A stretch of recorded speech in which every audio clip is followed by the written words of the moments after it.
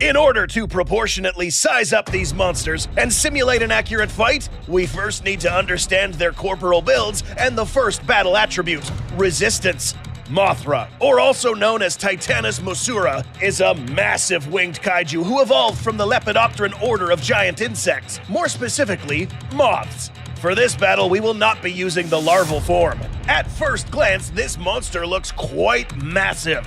But by measuring it up close, we find that this animal's actual body is around a mere 52 feet in height. Its wings, however, cover a wingspan of over 803 feet, dwarfing the area coverage of its opponent. This creature's body was protected with a chitinous armor that covered its entire body, serving as a durable exoskeleton for a titan of this size. Similarly, the Queen Muto was also covered in an exoskeleton. But it's important to note that the Muto species also contain an endoskeleton, further strengthening its body. But how big were these? We know that female Mutos measure approximately 300 feet in height, and there is no official mention that Queen Mutos are considerably larger than the standard female specimens. In this simulation, we will account for the spiked formations along its back, subtly increasing its overall height to around 310 feet. So, which of these titans is better built to fight? Taking into account that there is a stark difference in the amount of mass that these creatures bring to this battle. The Queen Muto is seemingly built to be able to withstand more damage from its opponent. For this reason, in this round, the edge for resistance and corporal build will go to the Queen Muto. Battle experience. In this particular face-off, we will use battle experience as a fair indicator of these titans' level of battle intelligence. Note that both of these particular specimens are extremely battle-hardened titans. Yes, both. Let's begin with Mothra. In the Monsterverse lore, it is explained that Mothra has a particular ability that singles it out from all other titans: reincarnation. This is defined as the recurring process of coming back to a living state after death. But this doesn't end here. After Mothra resurrects, it will still hold the memories of the previous Mothra incarnations. All of them, meaning that any battle experience picked up by every single Mothra in existence is now housed inside this current specimen. This is possible due to Mothra's habit of laying an egg before going out to fight other kaiju. If it dies, then the next Mothra will hatch. Going back in time, we see that Mothra has faced an array of titans before, including Ghidorah and even the Kong species. This compilation of knowledge and experience gained throughout millions of years will be used against its opponent. But how does the Muto compare? Let's make something very clear. You don't just turn into a Queen Muto after winning one fight. This mark of superiority is earned with blood. It is mentioned that this particular Muto specimen is very old and experienced. This is notable from the obvious markings and scarring of this Muto specimen. This means that the Muto had to endure a continuous amount of combat throughout its life. If you know anything about Mutos, these guys are particularly good at fighting Godzillas, arguably the most powerful titan species in this franchise. So that said, it is obvious that both of these titans are perhaps some of the most battle-hardened creatures in the Monsterverse, both with plenty of opportunities to fight very dangerous kaiju, making this a draw in battle experience. Locomotion.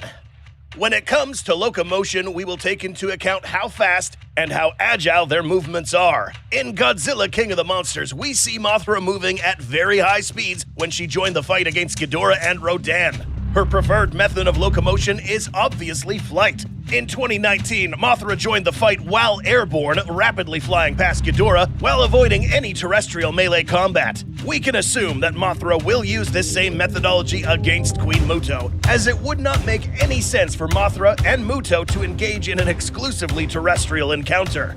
The Queen Muto, on the other hand, or all female Mutos for that matter, are limited to ground locomotion, even though they are technically capable of moving faster sporadically for short periods of time. This speed and ground maneuverability is practically useless against a Titan that can move on both the X and Y axes. In this battle, this attribute will be something Mothra will have to exploit to avoid getting killed. Therefore, Mothra takes the edge when it comes to locomotion. Overall strength. In this particular face-off, strength will be the attribute to determine which of these titans can kill the other and how fast. Let's go back to the corporal comparison. We see here that in terms of body composition, the Queen Muto far outweighs Mothra in both external and internal aspects. This includes musculature and armor. In King of the Monsters, we witnessed Mothra literally getting ragdolled by Rodan in midair against other tall structures. After further observation, Mothra really never displayed any signs of physical pushback against Rodan, suggesting that against an even larger foe, Mothra would struggle to inflict significant shock damage to its opponent. If you saw one of our previous Faceoff videos featuring the male Muto, you would have already learned that Muto species are exceptionally strong. In 2014, we witnessed a smaller male Muto specimen drag a Russian Typhoon-class submarine many miles inland. Based off of these feats, we can assume that the much larger specimens, let alone a Queen Muto, would be more than capable of inflicting killer blows backed up by this immense level of strength. Because this is a female, this particular sex in this species is much more bulkier than its male counterpart, making it obvious that for this combat attribute, the Queen Muto takes the edge in overall strength. Auxiliary weaponry. This flying titan is equipped with weapons that can potentially handicap its opponents in two different ways. The first weapon that we will discuss is its silk attack ability. This is when Mothra spits a wide web out of its mouth, which is strong enough to ensnare or tangle even the largest of titans. But in order to use this weapon effectively, Mothra will have to come somewhat close to its opponent in order to successfully cover the titan with this silk. How strong is it? Silk is a natural fiber made out of special proteins which are produced inside certain insects such as silkworms and spiders. If you didn't know, silk is one of the strongest and most resistant materials in the world. According to some studies, it has been revealed that silk is proportionally 5 times stronger than steel. You heard that right. 5. Looking back on how Mothra managed to successfully trap 2 of Ghidorah's heads, we see that the only reason they were set free was thanks to Godzilla, who just destroyed the building altogether. Had Godzilla not intervened here, Ghidorah would have had a much harder time getting free. Mothra's abilities do not end here. These wings have the capability of glowing thanks to the natural phenomenon known as bioluminescence. These can glow in different color schemes, but the most powerful and damaging would be its God Ray ability. Beta wave light that is capable of blinding an opposing kaiju and dissipating strong winds in any direction, making this ability a highly disorienting tool for Mothra. All Muto species have a special ability commonly known as an EMP, an electromagnetic pulse. This pulse is a disturbance that affects electrical circuitry and other energy-transmitting elements. But will these affect Mothra's bioluminescence? To answer this, we need to know how this phenomenon works. In the real world, most, if not all, bioluminescent animals and bacteria are able to emit light thanks to an element known as luciferin. When this element reacts with oxygen, it produces light. This chemical reaction is what you see whenever a firefly glows in the dark. Similarly, this giant insect's bioluminescence is created in the same way, not by electrical means, but by chemical reactions, which in this case are immune to EMPs. Mothra's 2 abilities can 1. Handicap an opponent's limbs, and 2. Blind them, while the Muto's EMP is basically harmless to Mothra, giving her the edge for auxiliary weaponry. Melee weaponry. Both of these titans have similar weapons that are used in relatively the same way, but at different scales. Both Mothra and the Queen Muto have forward-facing limbs tipped with sharp spikes.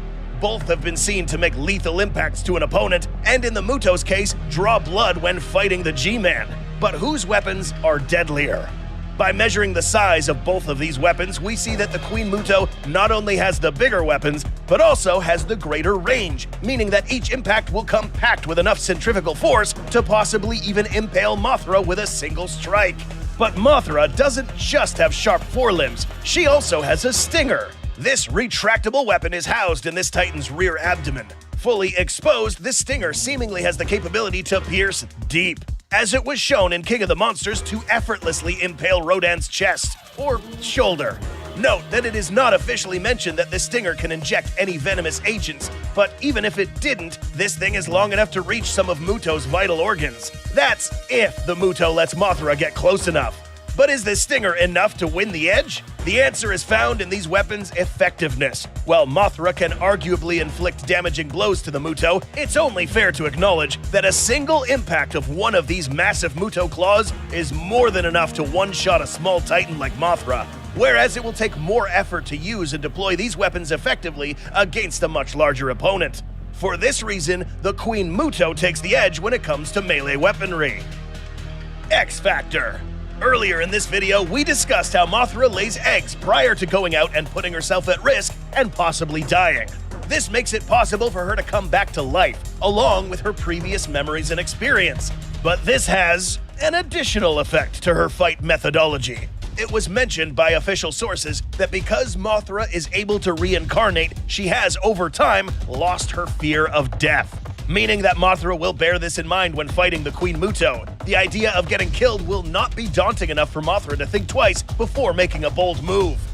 Mutos are animals instinctually driven to terraform the surrounding biome, breed, and look for radiation sources. Female Mutos' maternal instincts are more finely tuned since this species exists to reproduce, meaning that if this Muto engages in combat during its reproductive stage, it will become even more aggressive, making fighting this Muto all the more dangerous.